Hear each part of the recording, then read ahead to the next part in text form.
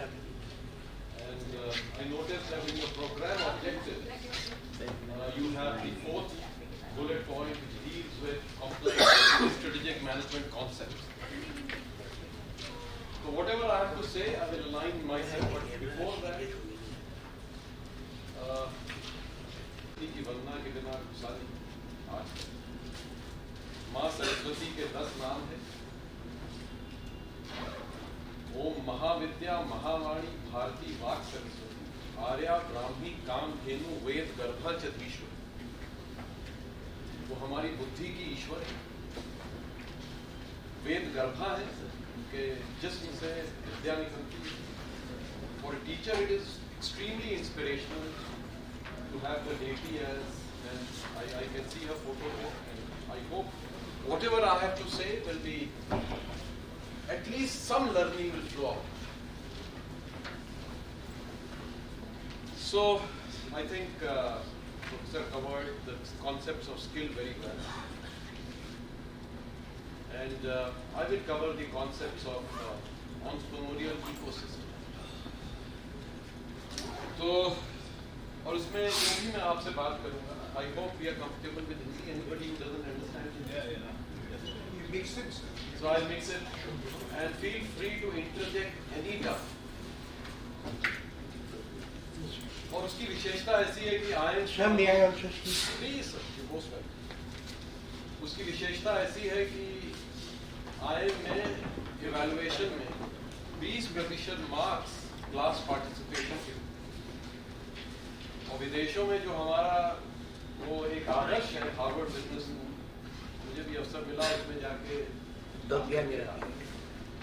मैंने उधर प्रोफेसर से पूछा आपके यहाँ क्या है इवैल्यूएशन? उन्होंने कहा 50% इज क्लास पार्टिसिपेशन, 50%। तो क्लास पार्टिसिपेशन आप लोग बिल्कुल मुक्त हैं, जब भी आप चाहें मैं ऐसी बात करूँ तो समझ ना आए तो मुझसे कहें, आप मेरी चेष्टा यही रहेगी कि आज भी एबल टू एक्सप्लेन। तो ये मेरा स्ट्रक्चर है प्रेजेंटेशन का, और इसको मैंने पिछले ही 4 घंटों में बनाया। और सर्वप्रथम तो जैसा कि हमारे प्रीवियस वक्ता ने जाते जाते आपको कुछ हिंदुस्तान के कुछ भारतवर्ष की विशेषताएं बताई। एक रिवोल्यूशन हो रहा है जो आपको शायद अगर दिखता हो ना दिखता हो, शायद आसाम में ना दिखता हो क्योंकि आसाम में इकोसिस्टम अभी डेवलप नहीं हुआ, नॉर्थ ईस्ट में कुछ देश के भागों में डेवलप। ये रेवोल्यूशन क्या है? ये रेवोल्यूशन है, क्या am I audible? Yes, yes. It is a revolution of economic prosperity unleashed by the government of India in 2016. और कुछ इसके फैक्ट्स इस प्रकार से हैं कि we have emerged as the world's 3rd largest ecosystem, entrepreneurial ecosystem. Entrepreneurship का मतलब क्या हुआ? मतलब ये हुआ कि इस प्रतिस्पर्धा में, in this competition, there are people who create innovations and create new companies that solve the problems of the society. ये प्रेजेंटेशन में छोड़ जाऊंगा, जिसको जिसको चाहिए वो सॉफ्ट कॉपी आप ले जाइएगा, ये लोडेड है तो आप इसमें ठीक है। It's the 3rd largest eco and it has happened very recently. The first is US, the second is China. Second, ये देखिए गत वर्षों 2021 से आज 16वें पावदान से हम लोग उछल के 4थे पावदान पे आ गए इन टर्म्स ऑफ इकोसिस्टम, जो अभी मैंने डिफाइन नहीं किया। ये शब्द बड़ा कॉम्प्लेक्स है, ecosystem, what does it mean? I have a slide on that. तीसरी चीज, 2014 में 3000 स्टार्टअप्स थे, 2025 तक 1 लाख। ये क्यों जरूरी है? ये जरूरी इसलिए है कि किसी भी देश को अगर प्रतिस्पर्धित होना, it has to become a competitive economy, तो उसमें इनोवेशन होना चाहिए। हम पिछड़ इसलिए गए थे क्योंकि हमारे पास इनोवेशन नहीं, 1% 1.5% की जीडीपी ग्रोथ थी, लोगों के पास नौकरी नहीं थी, धन नहीं था, और ये जब नहीं होता तो समाज में बुराइयां तो आएंगी। तो जब आर्थिक व्यवस्था अच्छी होती है, सुदृढ़ होती है, तो क्राइम भी कम होता है, और लोगों को नौकरियां भी मिलती हैं और साफ सुथरे तरीके से अपना जीवन यापन करने का अवसर भी मिलता है। इसलिए it is so important for us to have economic progress. और जो उसकी इसेंस है वो ये है कि इनोवेशन होता है इकोनॉमी में। तो इकोनॉमी में इनोवेशन को प्रोत्साहित कैसे करें, how to inspire innovation in economy becomes a big deal of government policy.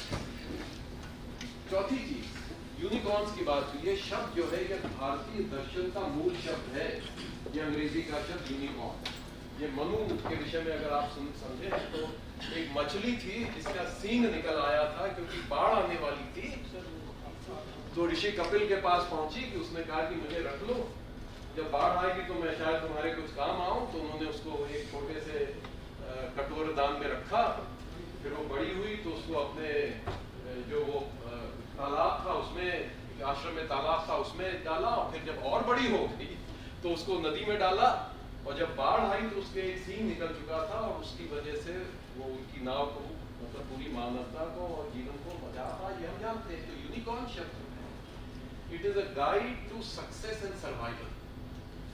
तो आज जो भी कंपनी की कीमत, मतलब वैल्यूएशन $1 बिलियन के ऊपर हो जाता है उसको हम यूनिकॉर्न कहते हैं। और किसी भी विश्व की किसी भी देश को कितनी यूनिकॉर्न्स वो बना पाते हैं, एक ये मापदंड बन जाता है उसकी इकोनॉमिक प्रोस्पेरिटी को रिफ्लेक्ट करने। तो भारतवर्ष में 107 यूनिकॉर्न्स, और देखिए कितनी इनकी मूल्य है, 27,20,000 करोड़। और ये अधिकांश पैसा विदेशों से आता है। तो आपकी प्रतिस्पर्धा तो बढ़ी रही, ये रेवोल्यूशन हो रहा है ग्रास रूट पे। और मतलब महीने में 3 यूनिकॉर्न बनाने की क्षमता, लोएस्ट कॉस्ट यूनिकॉर्न्स भारतवर्ष बना। हमारे बच्चे या हमारे, और ये सोचना गलत होगा कि सिर्फ यंग लोग जो हैं वो स्टार्टअप्स बना रहे हैं।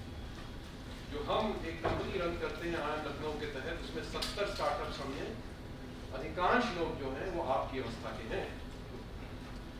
मतलब क्या हुआ, 45 से 55 वर्ष की आयु, अधिकांश 65 साल के भी हैं और 25 साल के भी। तो स्किल का कॉन्सेप्ट वहां आता है। स्किल, जैसा सर ने बताया, can not be acquired without life experience, because issue is not only conceptual knowledge but experiential knowledge. उसको जब दोनों मिलती हैं तो उसको हम स्किल कहते हैं। और ये देखिए, ये क्या, ये सब डेटा है। और जो भारतवर्ष में ई कॉम, ये अब इसको मैं ज्यादा ना बनाते हुए आगे बढ़ता हूँ। एंटरप्रेन्योरियल इकोसिस्टम का जो क्लासिक डेफिनेशन है, इट मींस क्लस्टर। क्लस्टर मतलब समूह ऑफ व्हाट, इंटरडिपेंडेंट हेटेरोजेनस। बहुत सी एंटिटीज इसमें आती हैं, वही मैंने अगली स्लाइड में दिखाया है। Who facilitate startups and scale up entrepreneurial new ventures. जो नई कंपनीज बन रही है उनको बढ़ावा देना, उनको क्रिएट करना जिसमें हम नवीनतम टेक्नोलॉजीज क्रिएट कर सके, ये मकसद है। और इसका उदाहरण आपको देता हूँ। अभी हाल में ही 1 महीने पहले हमारे यहाँ पे एक स्टार्टअप है, मेरे ही कंपनी जो मैं चलाता हूँ, मैं तो एक प्रोफेसर भी हूँ और मेरा दायित्व है उस कंपनी को भी चलाना। तो उसको हरदीप पुरी जी ने उसको best startup in oil and natural gas का एक सर्टिफिकेट। वो क्या करता है, ये जो गैस पाइपलाइंस है जिसमें तेल और गैस बहती है, उसमें एक ऐसी डिवाइस डालते हैं और ये डिवाइस जो है उस गैस के साथ फ्लो करती है और अंदर की magnetic resonance imaging of the interior of the pipeline को बताती रहती है। तो कहाँ पे क्रैक आ जाएगा और कब वो टूट जाएगी, 5 वर्ष में टूटेगी कि 3 वर्ष में टूटेगी, वो आपको बताता है। तो ये छोटी सी स्टार्टअप, रेवेन्यूज कितना 2 करोड़ सालाना वो कमाता है, वैल्यूएशन कितना है 200, क्योंकि भविष्य बहुत ही उज्जवल है। न केवल हिंदुस्तान में कर रहा है, विदेशों में भी कर रहा है। तो देखिए स्टार्टअप इस तरह की स्टार्टअप्स। एक हमारी स्टार्टअप वो गाय के गले में घंटी बांधता है। वो उससे क्या पता चलता है, उससे ये पता चलता है कि गाय का स्वास्थ्य क्या है। Millions of bits of data गाय के गले से खाना खा रही है, लेफ्ट साइड से खा रही है, राइट साइड से खा रही है। अच्छा, वो बायोटेक्नोलॉजिस्ट है और वो मिल्च कर रही है कि नहीं। तो फार्म के लोग जो है जिनके पास 2 गाय, 3 गाय, 4 गाय, उससे ले लेते हैं वो, और उसकी प्रोडक्टिविटी 22% बढ़ जाती है। इनके ये नहीं होती तो ये प्रॉब्लम्स कौन सॉल्व करता? तो इस तरह की स्टार्टअप जो है इनोवेटिव न्यू टेक्नोलॉजी। अब ये तो एक बड़ी सिंपल सी स्लाइड है, इसमें ये मैंने दर्शाया है कि देखिए ये दो मुख्य कारण होते हैं स्टार्टअप्स को प्रोत्साहित करना। एक तो जॉब क्रिएशन होता है और दूसरा वेल्थ का जो प्रबंधन में, the management, how do we define wealth? Wealth is nothing but benefits minus cost of wealth. तो वेल्थ की परिभाषा और प्राशक वेल्थ मीन्स समाज के हित में कोई प्रोडक्ट्स बनाना जिसमें बेनिफिट्स छुपे हों और उसको बनाने में जो रिसोर्सेज यूज हुई उनकी कॉस्ट, इन दोनों को में अगर हम सब्ट्रैक्ट करते हैं तो उसको वेल्थ की परिभाषा देते हैं। तो ये लोग, उनकी मैन पावर सस्ती होती है, उनकी रिसोर्सेज कम होती है, लेकिन उसके बावजूद ये ऐसी इनोवेटिव टेक्नोलॉजी बना देते हैं जिससे फायदा होता है। ये स्लाइड थोड़ा सा इकोसिस्टम को समझाने के लिए मैंने बनाई है, तो थोड़ा सा गले में खराश है तो इधर से खड़ा होकर बोलूंगा। आप देखिए कोई भी कंपनी जो होती है उसके सिर्फ 4 रिलेशनशिप्स होते हैं। एक कैपिटल मार्केट का अर्थ ये हुआ कि उसको धन जो चाहिए वो कहां से आए। दूसरी होती प्रोडक्ट मार्केट, जिसके लिए वो बनती है, it has to sell its products in that market. और तीसरी होती है रिसोर्स मार्केट, जहां से लोग कच्चा सामान, एनर्जी, बाकी चीजें लेती हैं। ये तीनों से तो उसका ट्रांजैक्शन होता है। और एक बहुत बड़ी चीज होती है रेगुलेशन। यदि ये रेगुलेशंस फेल होने लगे तो ये सब मार्केट्स फेल हो जाएंगे। क्यों? आप कभी अगर कोई स्टॉक प्राइस, कोई बॉन्ड खरीदें या कोई अपनी इन्वेस्टमेंट स्टॉक मार्केट में करिए तो दिल में डर लगता है ना कि ये कहीं मतलब विफल ना हो जाए। और अगर उस मार्केट में फ्रॉडस्टर्स हैं, हर्षद मेहता जैसे, तो डर और लगेगा।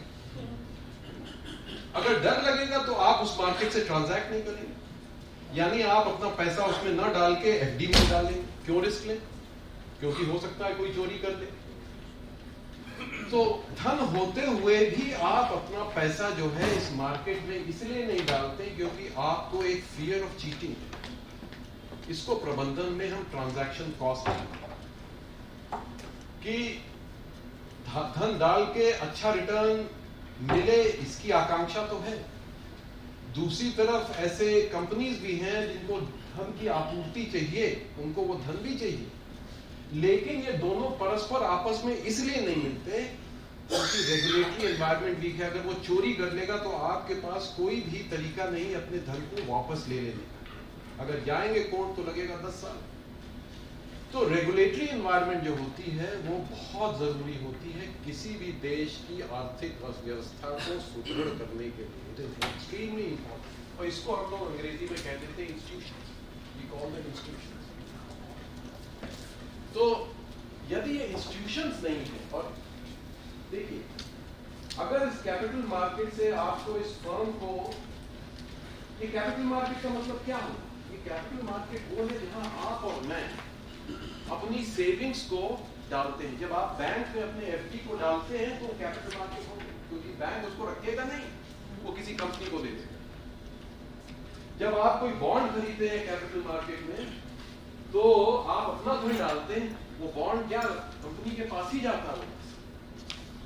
तो आप है कैपिटल मार्केट और कंपनी है जिसको आपकी आवश्यकता है, लेकिन क्योंकि आप डरते हैं कि चीटिंग ना हो जाए इसलिए आप अपना पैसा ना नहीं डालते। ये चीटिंग ना हो तो इसके लिए क्या करें? अच्छे देशों, इसको हम लोग मार्केट इंटरमीडिएरीज कहते हैं। यदि कोई मुझे 100% ये कह दे कि नहीं डॉक्टर पांडे आप अपना पैसा बेधड़क होकर कैपिटल मार्केट में डालिए, 12% मिलेगा, और अगर कोई चोरी चकारी हुई तो एक दिन में आपको जस्टिस मिलेगी, आपका धन आपको वापस मिलेगा, तो क्या मैं डालूंगा? यदि मुझे ये आश्वासन मिलता है, ये आश्वासन देने के लिए ये एंटिटीज या कौन? Intermediate, seed capital. ये कौन है? ये वो लोग हैं जिनको 30% रिटर्न चाहिए अपने पैसे, लेकिन ये मूर्ख नहीं है कि इसको कुएं में डाल दें अपने पैसे। इनको पता है कि छोटी सी कंपनी जो गाय के गले में घंटी बांध रहा है, इसकी ग्रोथ बहुत है, ना केवल देश में विदेशों में। अगर मैं इसमें कुछ पैसा डाल दूं तो ये मुझे 30% पर एनम 10 साल तक देगा, लेकिन मैं डालूंगा क्यों नहीं एज सीड कैपिटल? क्योंकि मुझे पता ही नहीं कि अगर रेगुलेटरी एनवायरनमेंट ठीक है कि नहीं, क्या अगर मैं ये करता हूं तो क्या मेरे से चीटिंग तो नहीं हो जाए। तो अच्छे देशों में इनको हम institutions, angel investors, venture capitalist, debt funds, credible auditors.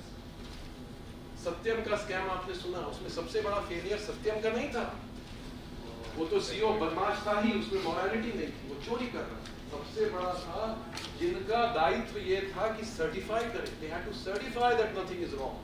Power, PWC जो ऑडिटर्स थे, उनका सबसे बड़ा दायित्व, उन्होंने सर्टिफाई कर दिया नहीं ये सब साफ सुथरा, लोगों ने पैसा लगा दिया, डूब गए। तो कहने का अर्थ ये है कि अच्छे ऑडिटर्स हैं क्या हमारे यहाँ जो क्रेडिबल। तो अगर ये नहीं है, ये करप्टेड है, तो ये capital market fail, it can not function. उसी प्रकार से ये रिसोर्स मार्केट है। रिसोर्स क्या क्या तरीके की होती है? ह्यूमन कैपिटल, फिजिकल इंफ्रास्ट्रक्चर है, डिजिटल है। हेडहंटिंग फर्म क्या करती है? हेडहंटिंग फर्म ये करती है कि अगर आपका छोटा सा वेंचर है, आपको लोगों की आवश्यकता है, आप एक व्यक्ति हैं अकेले या 2 व्यक्ति हैं, वो आपको आपकी जरूरत के अनुसार वो लोग मुहैया करा देती है। उसका भी भला होगा, तो चार्ज करती, 10% लेते हैं। जो अच्छे मुल्कों में आप देखेंगे 50-50 हेडहंटिंग फर्म्स पूरी इकोनॉमी। हमारी इकोनॉमी में शायद 1-2 होंगी मुश्किल से। एजुकेशन रेगुलेटर जो कि आपको हक देते हैं एक सर्टिफिकेट देने का, जैसे MBA। यदि मैं कॉर्पोरेट का एक HR का हेड हूँ, मुझे लोग चाहिए, तो मैं क्यों IIM आता हूँ? क्यों मैं हमारे यहाँ आते हैं 2 दिन में सब बच्चे 600 बच्चों का प्लेसमेंट हो जाता है, औसत सैलरी 32 लाख क्यों हो जाता है? वो क्यों नहीं दूसरे मैनेजमेंट इंस्टीट्यूशंस में जाते? क्योंकि फियर ऑफ चीटिंग। कि मैं अगर HR हेड हूँ और मैं जाऊँ किसी एक ग्रेटर नोएडा के MBA स्कूल में जहाँ पर फैकल्टी है, बस उनको सर्टिफिकेशन देने का अधिकार है, तो क्या मैं मूर्ख हूँ कि मैं जाके वहां से बच्चे को उठाऊंगा जिसको पता ही नहीं MBA क्या होता है, सिर्फ सर्टिफिकेट? तो ये किसका काम है? ये एजुकेशन रेगुलेटर का काम। अब ये सुदृढ़ हो रहे हैं, तो the institutional infrastructure of India is improving. आप समझ रहे हैं? जब ये मार्केट, जो इनको हम मार्केट इंटरमीडिएट्स कहते हैं, कोई भी हिंदुस्तान में तब तक कंपनियां नहीं बन सकती जब तक ये मार्केट इंटरमीडिएट सुदृढ़ ना हो और ये आ ना जाए। अब इसमें क्या है? हेडहंटिंग फर्म, जैसे मैं आपको नाम बताता हूँ, जैसे कॉन्फेरी या ये विदेशों की कंपनी है, ये क्या करती है? जैसे मैं कंपनी, जैसे मैं टाटा मोटर्स में रहा, अब हमको एक नया प्लांट हमने लगाया लखनऊ, हमको मैनेजर्स की आवश्यकता है, 50 मैनेजर्स चाहिए, कहाँ से हैं? तो या तो हम अपने HR डिपार्टमेंट से गए कि भैया ढूंढना शुरू करो, वो HR डिपार्टमेंट बेचारा जुम्मा 1 महीने में 1 आदमी को रिक्रूट कर पाता है। तो ये हेडहंटिंग कंपनीज जो हैं, ये क्या करती हैं? इनका पूरा बिजनेस मॉडल ये होता है कि कंपनी के पास गए, HR हेड से बात की कि भाई आपको कौन से लोग चाहिए, उनकी क्या प्रोफाइल चाहिए, उनकी क्या कॉम्पिटेंस चाहिए, और इनका तंत्र जो होता है पूरे देश में फैला, ये अपने सिस्टम से निकाल के जैसे मैच करें, 2 दिन में आपको 100 लोग मुहैया करा देगा। तो आपको ये, इनको हेडहंटिंग फर्म है। भाई आप अगर कंपनी चलाना चाहते हैं, आपको राइट स्किल्स चाहिए। वो राइट स्किल्स कहाँ से आएंगे? या तो आप खुद ही ढूंढते रहें और अपनी अपॉर्चुनिटीज को मिस कर दें, या आप हेडहंटिंग कंपनीज के पास जाएं, वो आपको 2 दिन में सब मुहैया करा देंगे। आज नए वेंचर की सबसे बड़ी कमी न केवल कैपिटल है, और राइट स्किल्स है। उसको स्किल्स नहीं मिलती, उसके पास अपॉर्चुनिटीज बहुत है। हमारे यहाँ 70 कंपनी है IIM लखनऊ इंक्यूबेटर में, जो देश विदेश से उनके पास डिमांड है, लेकिन डिमांड पूर्ति करने के लिए उनके पास ह्यूमन रिसोर्सेज नहीं है। The right skills are not available. So how to get these skills?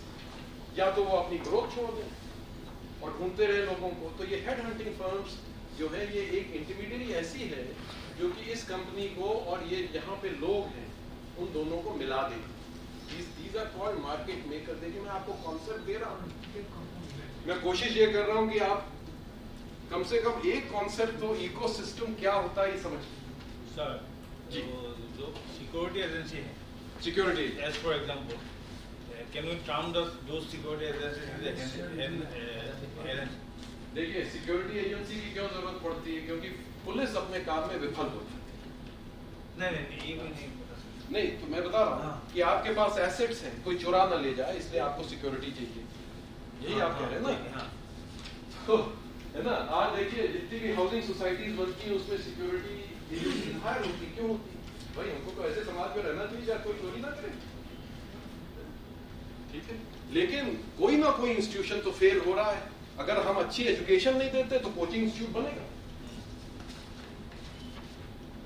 तो इसको हम कह रही है थ्योरी ऑफ इंस्टीट्यूशनल वॉइड, जो मैं आपको बता रहा हूं, इसको आप अगर नोट करना चाहें, ये लिखा है यहाँ पे, इसको कहते हैं थ्योरी ऑफ इंस्टीट्यूशनल वॉइड्स। और ये सबसे बड़ी कमी होती है इमर्जिंग इकोनॉमीज की। हम तब तक नहीं डेवलप देश बन सकते, और प्रधानमंत्री का विजन है कि 25 वर्ष में हम डेवलप देश बने। हमको ये इंस्टीट्यूशनल वॉइड्स खत्म करने पड़ेंगे, इनको भरना पड़ेगा, जिसमें ये कंपनीज जो वेल्थ और जॉब क्रिएट करती है, इनको अपनी रिसोर्सेज मिल पाए। और रिसोर्स कौन है? आप और मैं, हम ही रिसोर्स। और तो इस कंपनी को ये सब चाहिए होता है। अगर आप, मैं फ्रिज खरीदने गया मार्केट में, मैं 10 बार अपने दोस्तों से पूछता हूँ कि भाई ये फ्रिज की क्वालिटी है, ये ब्रांड अच्छी है, क्योंकि मेरा पैसा है, मैं चाहता हूँ। मुझे डर लगता है कुछ पार्ट खराब हो जाए तो वारंटी क्लेम मिलेगा कि नहीं मिलेगा। और अगर खराब हो गया खुदा मैं तो 4 साल लग जाएंगे वारंटी क्लेम में। क्यों? क्योंकि ये मिसिंग। विदेशों में ऐसा नहीं होता, एक दिन में वारंटी क्लेम्स मिलते हैं, एक दिन में आपको लोग मिल जाते हैं। अगर आप नया वेंचर शुरू करते हैं, विश्व में जो सबसे बड़ा बेंचमार्क है एंटरप्रेन्योरियल सिस्टम का, वो है सिलिकॉन वैली, कैलिफोर्निया में, यूएस में। नंबर 1 है वो, चाइना नंबर 2 है, शंघाई, और हम नंबर 3। उसमें क्या, यदि आपके पास एक अच्छा आइडिया है, आपके दरवाजे के बाहर 10 वेंचर कैपिटलिस्ट खड़े हैं। वो क्यों खड़े हैं? आपकी सेवा करने के लिए नहीं खड़े, वो अपनी सेवा करने के लिए खड़े हैं कि वो अपना धन जो है उसको ऐसी कंपनी में लगा सके जहां 30% 40% रिटर्न मिल जाए। यही मार्केट की खूबसूरती होती है। अगर हम स्वेच्छा से अपना स्वार्थ भी अगर हल कर सके अच्छी मार्केट में बिना चोरी हुए, तो वो अच्छी मार्केट कहलाती है। क्योंकि ये सब रिसोर्सेज समाज से ही आती है, कैपिटल भी समाज से आती है, आप और हमसे आती है। हम ही ह्यूमन कैपिटल है और हम ही उपभोक्ता भी है। तो कंपनी को इन सबकी जरूरत है, लेकिन कंपनी इनसे ट्रांजैक्ट कर सके, इसके लिए इंटरमीडियरीज की जरूरत है। और सबसे बड़ी इंटरमीडियरी ये है regulatory compliance, secretarial services, legal services. कि कोई भी कॉन्ट्रैक्ट जो है, कॉन्ट्रैक्ट का मतलब क्या हुआ? जब मैं अगर बॉन्ड मार्केट में या कोई बॉन्ड खरीदता हूँ, या मैं एक फ्रिज खरीदता हूँ, तो ये कॉन्ट्रैक्ट है। मैंने धन दिया, एक सामान खरीदा, धन तो उनको मिल गया, लेकिन सामान जो है वो अपनी क्वालिटी स्टैंडर्ड्स के बिल्कुल मुताबिक नहीं है, तो इट्स कॉन्ट्रैक्ट फेल है। तो उस कॉन्ट्रैक्ट को एनफोर्स करने के लिए कोई तो सुविधा होनी चाहिए समाज में, वो है कोर्ट्स, एजुकेटिंग अथॉरिटीज, रेगुलेशन। इनको सबको इंस्टीट्यूशंस की संज्ञा दी है, बड़ा शब्द है। तो ये जब फेलियर्स होते हैं तो हम कहते हैं कि हमारा दिस इज नथिंग। ये 4 जो मैंने रंग बिरंगे डॉट्स बनाए हैं, यही इकोसिस्टम, यही ecosystem. We have all of them. No, this educating authorities. We have. आप कंज्यूम फोरम में जाइए, आप एयरप्लेन का टिकट लीजिए और आपको सीट नहीं। आप जाइए, आप कंज्यूम फोरम पे गए, आपको न्याय मिलेगा 4 साल बाद, 25 चक्कर आप लगाएंगे तब मिलेगा न्याय। तो that is the meaning of these educating authorities. तो आप अब जब एयरलाइन में टिकट बुक करेंगे तो आपकी सोच क्या होगी? यार वो एयरलाइन तो अच्छी नहीं हो तो उतार देती, इसमें अरे ये करती है कि नहीं? 100 लोगों से पूछेंगे फिर एयर टिकट बुक करोगे। That is the market failure. उसको जरूरत है आपकी एयरलाइन को, आपको जरूरत है उसकी, लेकिन दोनों में एक दीवार बनी हुई है, ट्रस्ट। तो इनका रोल जो होता है, इनका रोल होता है उस दीवार को गिरा के ट्रांजैक्शंस को फैसिलिटेट। ये मकसद है। ये हम ही के बीच में वेंचर्स बनाते हैं लोग, और ये हम ही है सब, लेकिन हम मिल नहीं पाते, हम ट्रांजैक्ट नहीं करते, क्योंकि ये जो इंटरमीडिएरीज हैं ये वीक, और ये मैं भारतवर्ष की बुराई नहीं कर रहा इसमें, हम तो एक इमर्जिंग इकोनॉमी, ये किसी भी इमर्जिंग इकोनॉमी की फंडामेंटल वीकनेस होती है। तो इसी की तरफ जो अभी जो सरकार है इसने इतना अच्छा काम किया है कि जैसे आपने कहा silicon valley number 1, Shanghai number 2 and अब बैंगलोर नंबर 3। बैंगलोर ही नहीं और भी है इस साइड। ये 3 जो हैं और 2 बड़े काफी बड़े, वो काफी जो बड़े हैं वो मैकेनिज्म हमारे यहाँ क्यों नहीं जा पा रहा है? बिकॉज इंटरमीडिएट की आप बात करें, regulatory authority are scanner of the legal system, अब ये क्या लैक कर रहा है सर?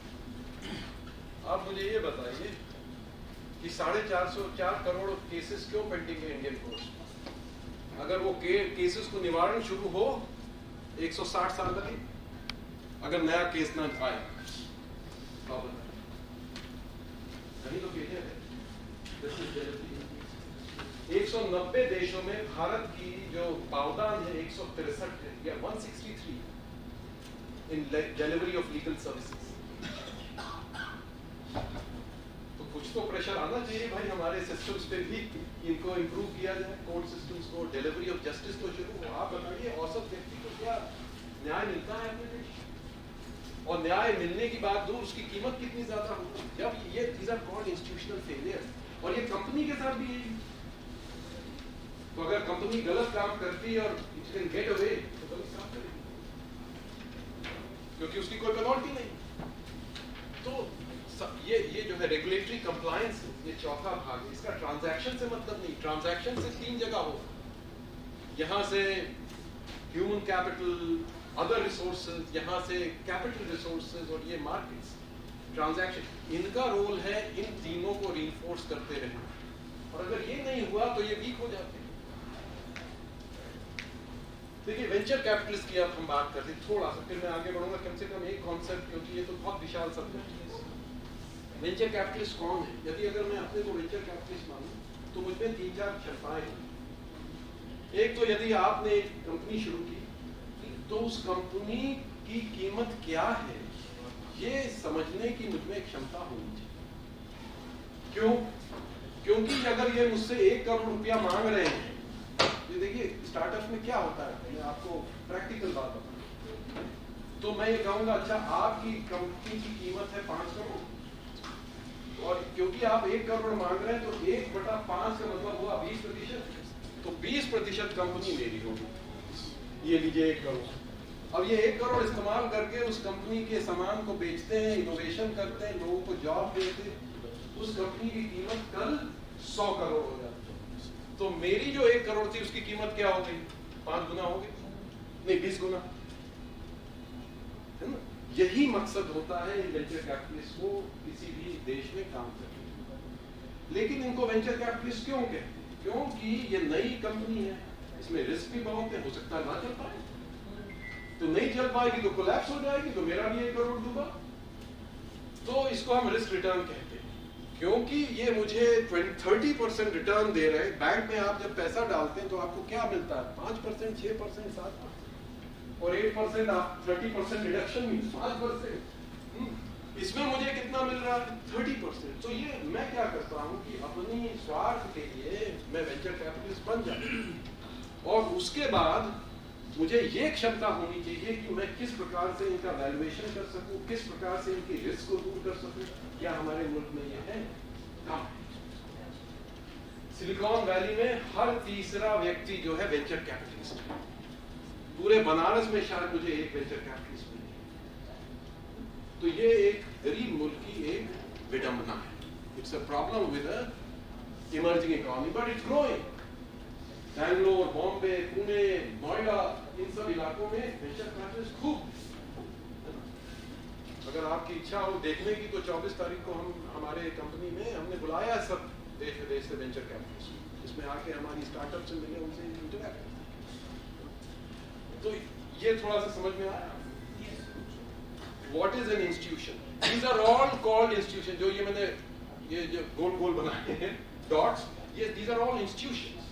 ये क्या करते हैं? इन दोनों में परस्पर ट्रेड कराते हैं, ट्रेड को फैसिलिटेट करते हैं.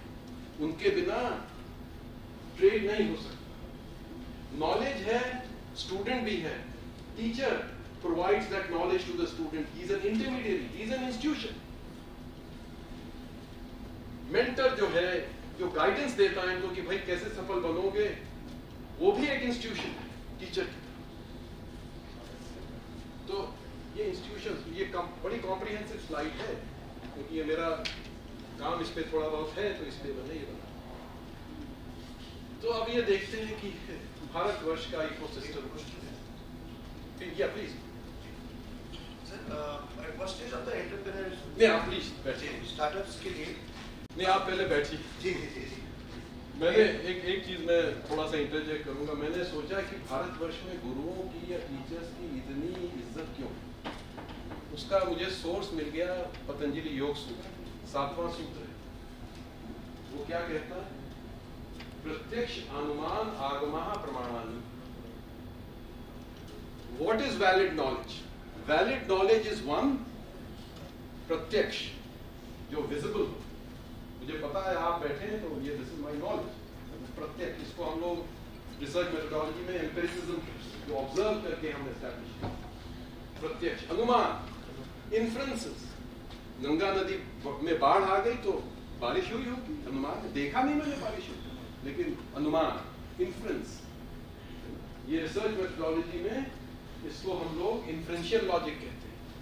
और देखिए, यही पाश्चात्य देश मानते हैं, लेकिन भारतवर्ष एक चीज और मानता है, आगम. व्हाट इज आगम? It is the word of a realised teacher. It is the word आगम, उसका नाम रखा है. प्रत्यक्ष अनुमान आगमा प्रमाणानि. तो the teacher is telling the students कि if you have to understand valid knowledge, have 3 tests. Does it have empirical evidence? प्रत्यक्ष है वो क्या? Does it have inferential logic? So that is Anuman, Agama. Is it said by a valid teacher? आप बताइए, अगर हमने statement of a teacher को प्रमाण मान लिया तो उस देश में गुरु की तो आप लोग गुरु बैठे रहिए, खड़े मत होइए. हाँ बोलिए. सर, इस स्टेज पे एंटरप्रेन्योर इकोसिस्टम में आईपीआर का और ट्रेडमार्क्स का इस स्टेज में करना चाहिए. जी, वही इंस्टीट्यूशन की परिभाषा है. Property rights, intellectual property rights हमारे इंस्टीट्यूशन में मिसिंग है. हमारे बच्चे जब विदेशों में जाते हैं, अपनी प्रतिस्पर्धा में भागीदारी करने, सब बता के चले आते हैं. तो मैंने उनको एक रिस्पॉन्सिबिलिटी दी, जाने के पहले अपने आईपीआर बना के जाओ, फिर बताओ. बिकॉज कंपेटिटिवनेस या प्रतिस्पर्धा में इनोवेशन ही आपको ले जाएगा. इनोवेशन किसी ने इमिटेट कर दिया तो आपकी वैल्यूएशन खत्म हो जाएगी. मेरा एक उदाहरण है जो मैंने किया है, तो इसको देख लें एक बार. तो मैंने आपका प्रश्न उत्तर दे दिया. जी सर. ये बॉस्टन बैप्सन कॉलेज है विदेश में, जो कि बहुत प्रख्यात है. उनका फ्रेमवर्क है ये समझने के लिए कि किसी भी देश में how is the entrepreneurial ecosystem. देखिए क्या क्या बातें करते हैं. Do public leaders strongly advocate entrepreneurship in enterprise. क्या हम उनको सेलिब्रेट करते हैं? जैसे आपने बताया कि अपनी बेटी की शादी जो है ऐसे व्यक्ति से नहीं करेंगे जो कि एंटरप्रेन्योर है. जब तक ये भावना रहेगी एंटरप्रेन्योरशिप को अपनी स्टेटस नहीं, और वही हमारी इकोनॉमी का बैकबोन बन रहा है. जर्मनी आप कभी जाके देखें, जो वहाँ मतलब यूरोप का सबसे आर्थिक रूप से सफल देश है, और वहां पे आपको बड़ी कंपनीज नहीं दिखती. हाँ ठीक है, टिम्बर बैंड और ये सब जो है BASF है 4-5, लेकिन अधिकांश कंपनियां 10 लोग, 15 लोग, 9 लोग, और वर्ल्ड मार्केट है. आज सबसे मतलब हिंदुस्तान से दो दर्जे ऊपर उसकी इकोनॉमी है, जबकि सिर्फ 8 करोड़ लोग, तो 80 मिलियन उनकी पॉपुलेशन. तो it is a very successful country. उनका कारण क्या है? Do public leaders. तो मैंने इसको देखिए, हमारी सरकार जो है थैंकफुल इसको सेलिब्रेट करती है. हमारे प्रधानमंत्री स्वयं इसको सेलिब्रेट करते हैं. मुझे बहुत अच्छा लगता है. Do governments create institutions just as bankruptcy court? हम ये जो कंपनी जो मैं चला रहा हूँ भारतवर्ष की, उसके लिए मैं उसमें से कुछ लेता नहीं, क्योंकि मैं तो प्रोफेसर हूँ, मेरी तनख्वाह तो प्रोफेसर से आती है, लेकिन मैं तो उसको देश के हित में उसको सेवा करता हूँ हर रोज 2-3। तो ये देखिए, सरकार का काम है रेगुलेशन बनाना, रेगुलेशन सब बन चुके हैं, लेकिन कोर्ट्स का काम है उनको एनफोर्स करना। अगर आप 150 वर्ष लेंगे मुझे जस्टिस देने में, तो भैया मुझे डर नहीं, मैं अपना पैसा कहीं देने वाला नहीं, ना ही मैं किसी कॉन्ट्रैक्ट के साथ घुसूं। ये रेड मैंने बनाया, it's a weakness of our country. 163 से किसी दिन अगर हम 63 पहुंच गए तो देखिएगा आप जीडीपी आपकी 7% नहीं ग्रो करेगी, 12% के नीचे नहीं ग्रो करेगी, जॉब्स क्रिएट होंगे, वेल्थ क्रिएट होगी। तो कुछ खामियां हैं। कल्चर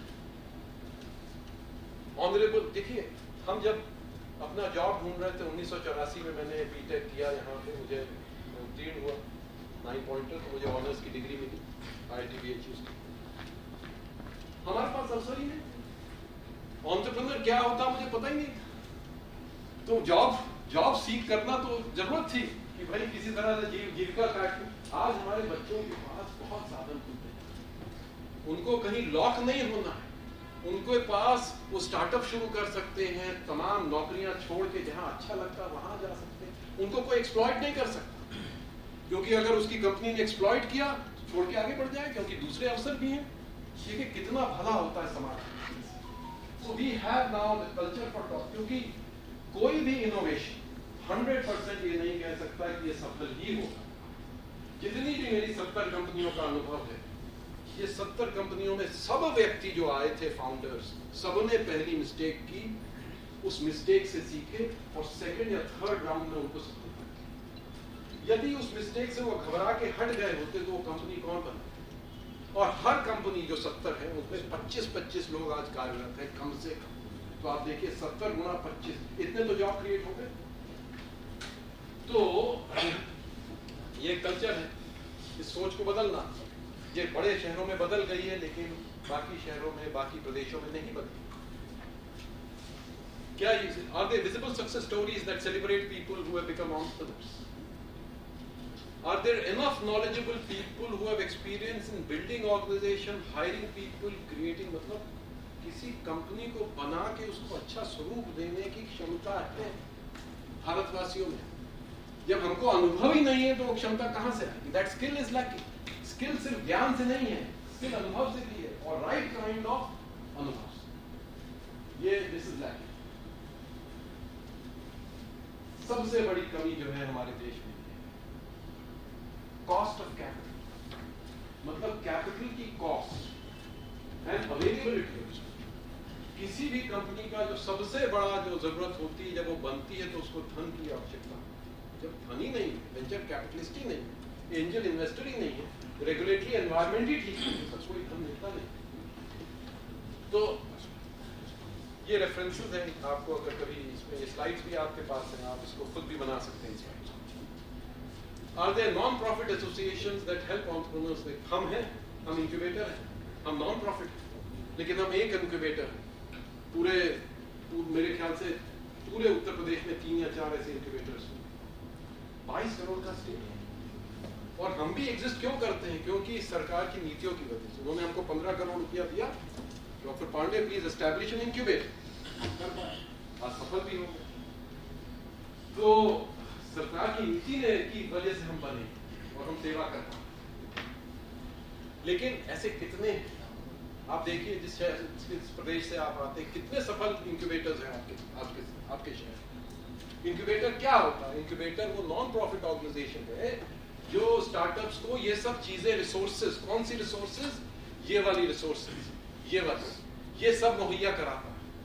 हम ये सब रिसोर्सेज स्टार्टअप को मुहैया कराते हैं, इसलिए वो स्टार्टअप सफल होता है।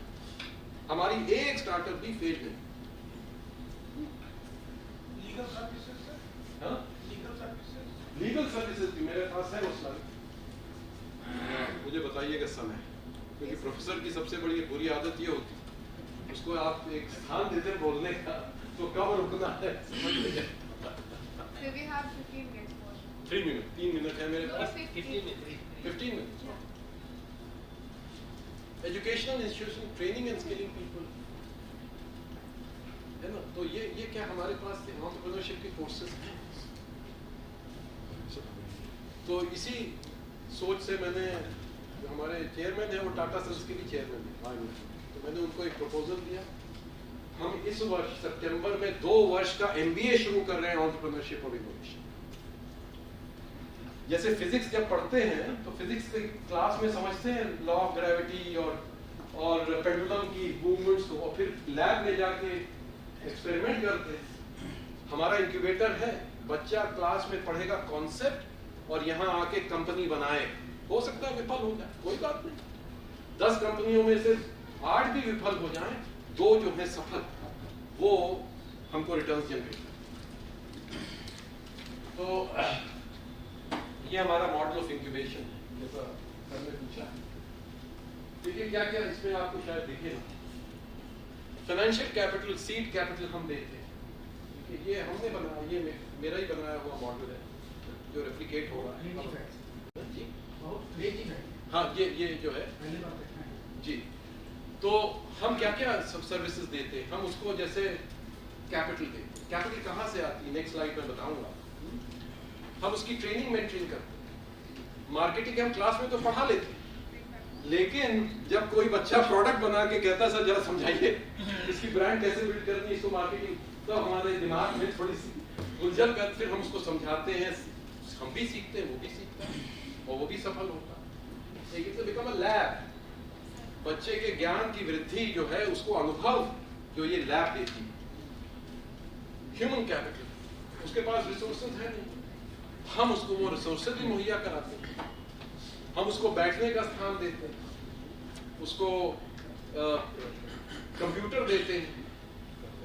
हमने लेबोरेटरी बना दी, 3D प्रिंटिंग, उसमें सुपर कंप्यूटर भी है। सरकार ने दिया पैसा, हमने कुछ नहीं किया उसको।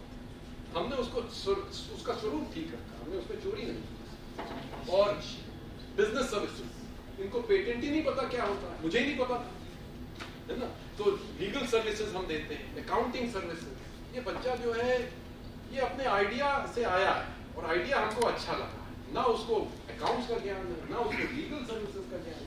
कौन देता है? हम देते हैं उसको। Secretarial services, intellectual property rights. और कंपनीज, आप आके देखें कभी, आपको मौका मिले, नोएडा में हमारा 20 एकड़ कैंपस है IIM लखनऊ, जहाँ पढ़ाते भी, तो आप देखिए उन कंपनीज को।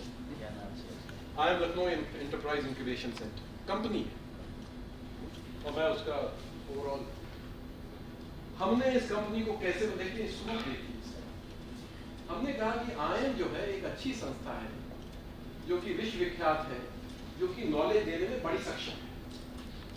उसके अपने प्रोसेसेस हैं खरीदने के, नॉलेज देने के, लेकिन ये जो प्रोसेसेस हैं ये स्टार्टअप बनाने के लिए तो बिल्कुल ही बेकार है। तो अगर हम इस कंपनी को एक सेंटर के रूप में या डिपार्टमेंट के रूप में बना, देखिए इसमें प्रबंधन की सोच लगी, इसको हम इसके अंडर रखते हैं तो ये तो फेल हो जाएगा, जैसे कि हो गए। तो मैंने कहा कि इसको हम लोग सेपरेट कंपनी के फॉर्म में रजिस्टर करें। एक बार कंपनी के फॉर्म में रजिस्टर कर दिया, इसमें हम चोरी ना करें, गलत ना करें, तो ओवरऑल बोर्ड का कंट्रोल रहेगा, लेकिन इसकी अपनी एक स्वायत्ता है। तो अब हमको कोई निर्णय लेना होता है कि किसको सेलेक्ट करें, किसको ना सेलेक्ट करें। तो हमको जैसे फर्नीचर खरीदना, L1 यूज करना, वो नहीं करना है जिसमें 2 महीने लग जाए। हम देखते हैं अच्छा आइडिया जो कम है, अगर वो नहीं करते तो हमको सफल है। इसलिए स्ट्रक्चर बनाना जरूरी है, इसको कहते हैं स्ट्रक्चर। अगर स्ट्रक्चर इस कंपनी का गलत हो जाता तो ये विफल हो जाता। तो जो भी आप काम करते हैं उस काम का स्ट्रक्चर क्या है, उससे उसकी सफलता या विफलता डिटरमिन होती है। तो ये बहुत एफिशिएंट है, ये वन ऑफ द बेस्ट, हम टॉप 4-5 में हैं age management educators.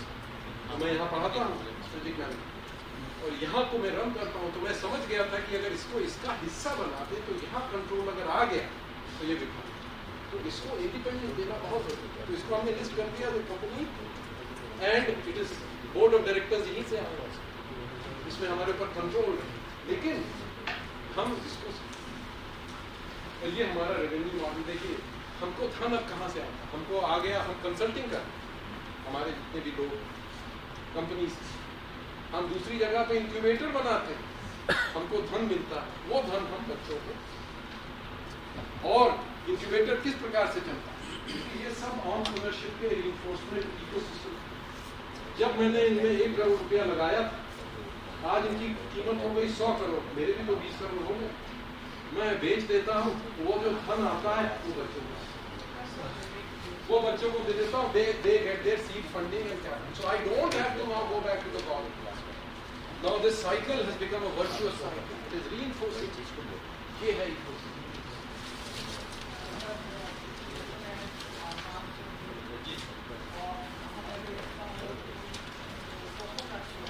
Ji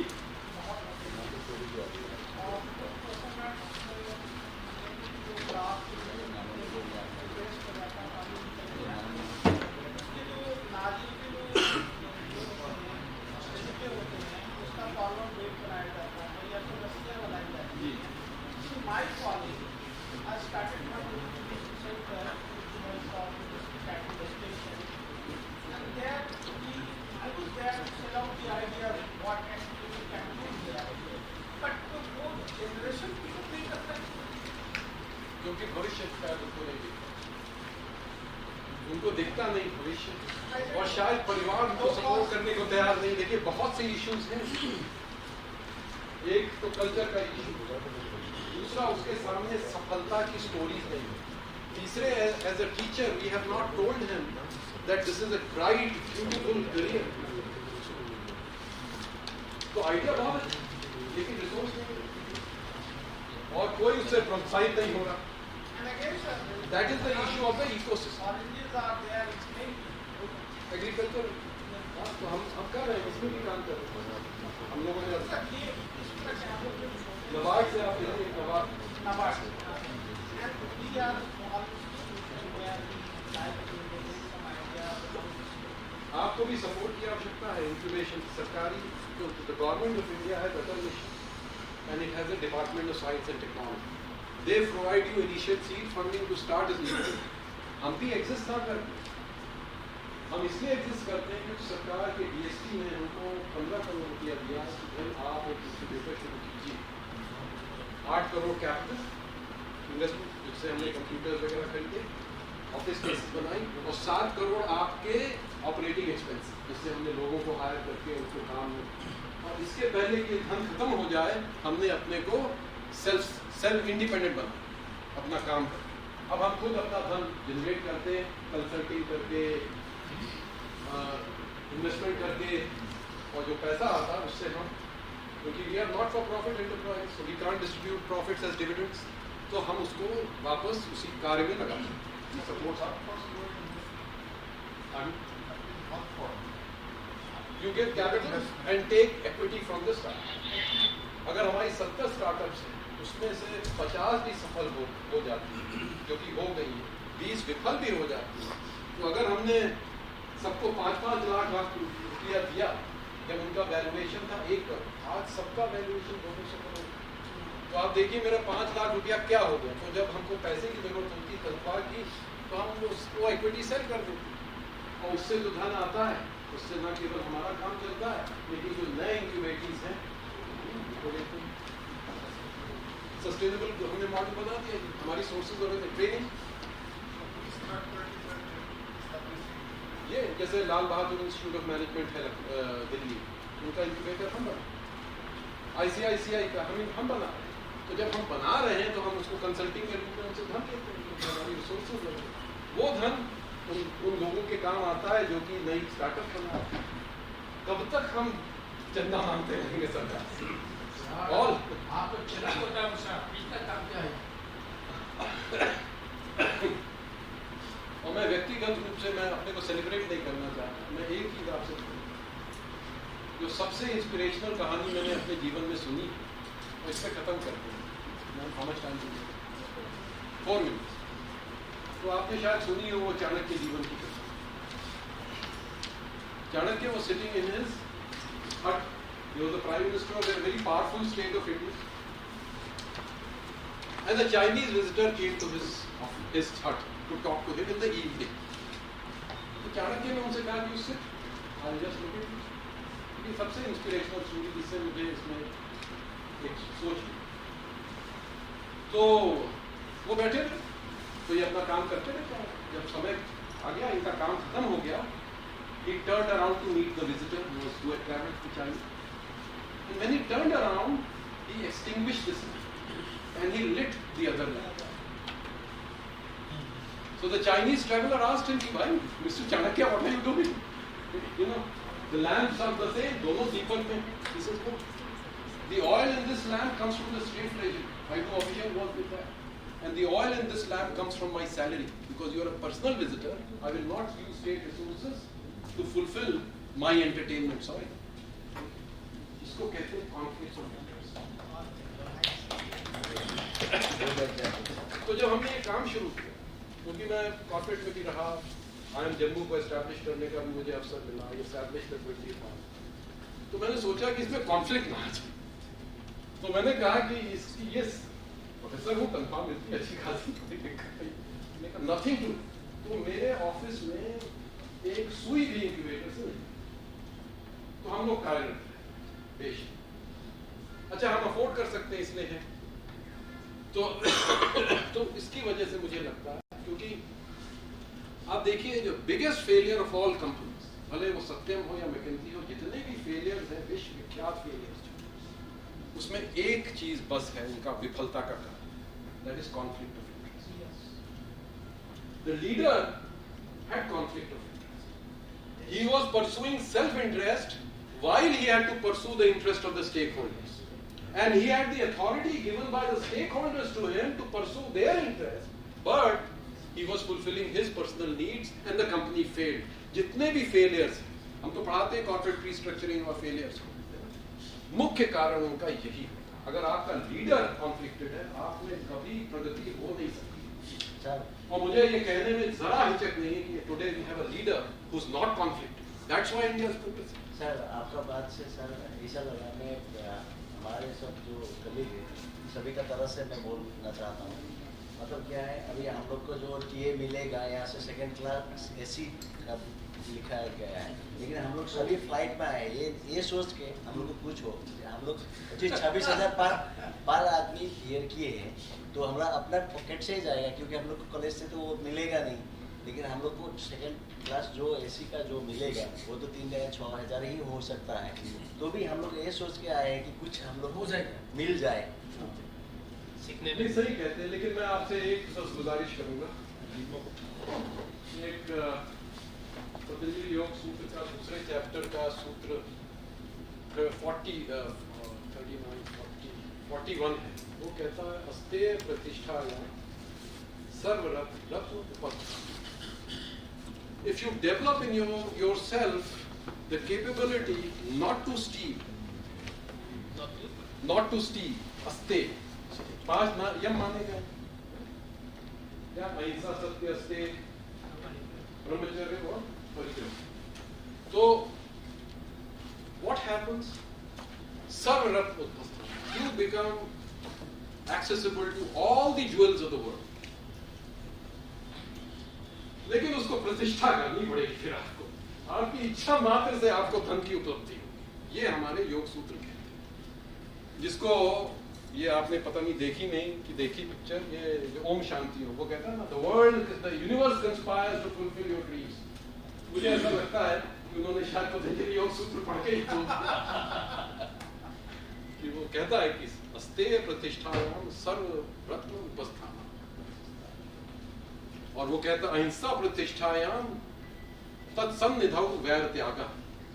So one who has established a non-violence, in his presence people dump violence. तो ये जो है ये चीजें हैं, तो आप जितना है उसमें कोशिश करें, किसी को समझ आ गया तो होगा, लेकिन मैं आपको यही मूड, क्योंकि अध्यापक मैं भी हूँ आपकी तरह, तो एथिक्स की बात करना तो बहुत जरूरी है और को लिव करना जरूरी है। तो इतना कहूँगा, last take the last slide. ये देखिए, ये इकोसिस्टम है हिंदुस्तान का, ये उत्तर प्रदेश है, देखिए west east part of India does not have ecosystem. The most strongest ecosystem is Gujarat, Maharashtra, and next strong is this and Bangalore Hyderabad, Pune, Mumbai, Noida, Ahmedabad, ये सिस्टम अब हम अभी इमर्जिंग इकोनॉमी से शायद 15-20 साल बाद ये पूरा ही रेड दिखे तो then we would have arrived. This is the stage. So ecosystem का मतलब ये होता है failure of institutions in helping the company transact with those 3 kinds of markets. Number 1 and enforcing contracts. Number बस ये है इकोसिस्टम. स्लाइड्स आपके पास है. आप can be. Sir, I am done. Thank you. sir, can I help? Yeah. So, Now it's question government answers. is- Not my time. Also, government is going to start one skill university there in Mongol. What I observe as principal in college, so this environmental environment is not conducive in Assam. So as a leader of the institute, we are most of them are from the general degree colleges, having the science and arts. So how you can sense नहीं this आपको किसी environment? you will have to call somebody who has experience. And जैसे हम हैं, we have I understand where the failures will happen, but you will need capital support from the government. In the initial 5 years to 7 years, you will need their support. Without their support, you cannot establish this. क्योंकि ये public funding बहुत जरूरी है. फिर आप खींच पाएंगे. आप असम से हैं, हमारे यहाँ असम के बच्चे जो हैं they are incubating with us. A lot of kids. And the reason they are incubating with us while delivering service there is because you don't have an ecosystem. We have. I've got them funding. I've got them mentoring. I've got them human resources. उनके legal उनके हमने models को उनको IPR दिलवा दिया. अब वो सफर हो रहे हैं. असम के बच्चे. In fact, one of my most successful startups is a Assamese boy who's trying to create a platform for Aratyas, for agricultural commodities. Sure. हाँ, Agriculture. the agriculture sector. तो हम तो एक सेक्टर एग्नोस्टिक हैं.